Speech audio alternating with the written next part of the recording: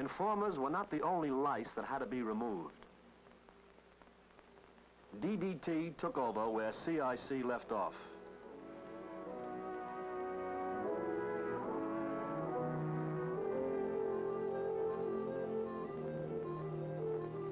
But it was the kids that really got you, especially if you had one of your own an ocean or so away.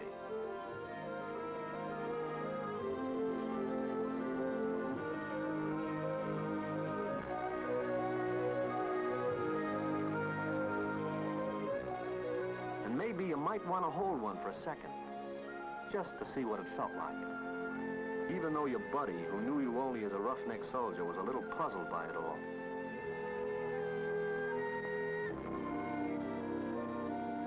Wanderers were collected from the crowded highways and brought to the repatriation centers that were set up all over Germany.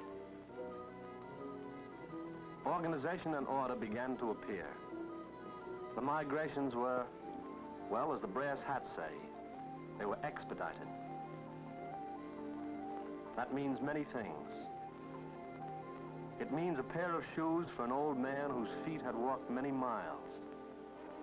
It means decent clothes, underwear and a coat for a young boy who had been cold for as long as he could remember. It means an attempt to reunite families that had become separated. That in turn means information that had to be collected. Numberless interviews with the nationals of almost every country in Europe.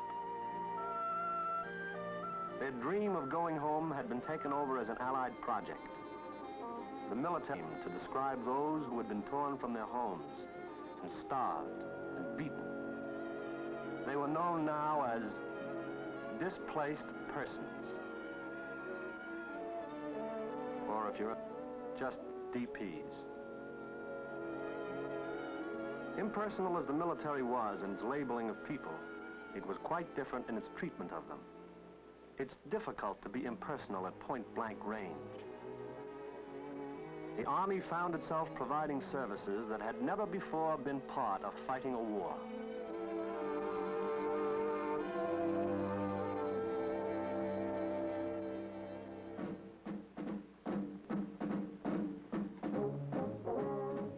It's a complicated job, even for an engineering officer, this trick of making a reality out of a dream. Everyone spoke a different language. Everyone had a different destination. He had to plan it so everyone got what he wanted. The dream was getting places.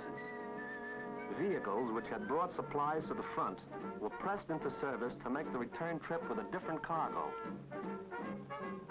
For those who were old enough to understand, for those who were too young to care, and for those who were just old enough to be confused and frightened by it all, for all of them, the GI truck became a heavenly chariot.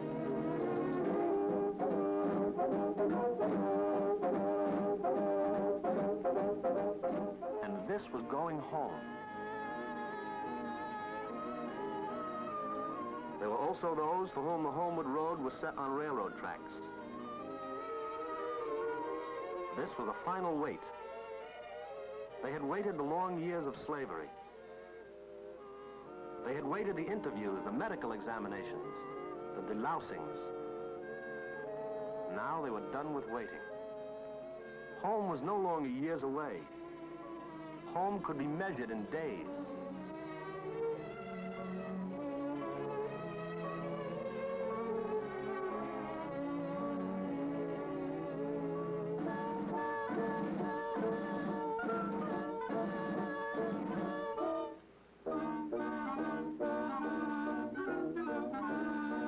The excitement and the happiness was a fever that became contagious.